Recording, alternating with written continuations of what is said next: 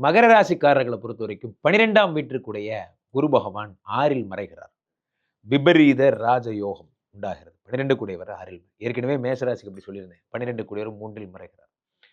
So இந்த 12 கூடியவர் 6ஆம் வீட்டில் மறையும் பொழுது தங்கம் நிறைய சேரும். சரி.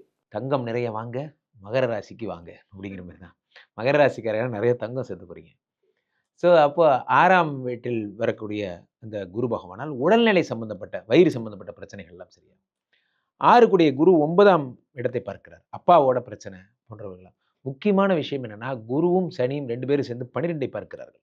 12ங்கிறது மகர ராசிக்காரர்களுக்கு வந்து அவருடைய ஹெல்த்துக்கு அதிபதி. யாரு? சனி. அவர் 10 பார்க்க 12 பார்க்கும்போது, தம்பதிகளுக்குள்ளே உள்ள செக்சுவல் ப்ராப்ளம்ஸ் பார்த்தீங்கன்னா, குழந்தை பிறப்பிற்கான இது கருமுட்டைகள் பிரச்சனை, உயிரணு பிரச்சனை போன்ற அந்த மாதிரியான தம்பதிகளுக்குள்ள இருக்கிற பிரச்சனைகள்லாம் சரியாக அவருக்குள்ள இன்டிமெசிங்கிறது அதிகமாகும்.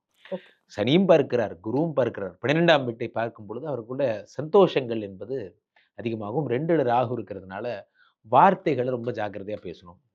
நாக்கிலேயே பாம்பு உட்கார்ந்திருக்குன்னு சொல்லுவாங்கல்ல. அந்த மாரி நம்ம ஏதோ ஒண்ணு சொல்ல போக, "சார் இந்த வேலைலாம் நமக்கு வேணாம் சார்" அப்படின்னு சொல்ல போக, எனக்கு இந்த வேலை வேணான்னு நீங்க சொன்னதா நெனச்சுக்கிட்டு, உங்கள வேலைய விட்டு அனுப்பிருவாங்க. இந்த மாரி நீங்க ஒண்ணு சொல்ல போனீங்க, அவரு ஒண்ணு புரிஞ்சுக்கிட்டாரு. அப்படிங்கிறதெல்லாம் உங்களுக்கு ஏற்படும். 8ஆம் வீட்டில் கேது.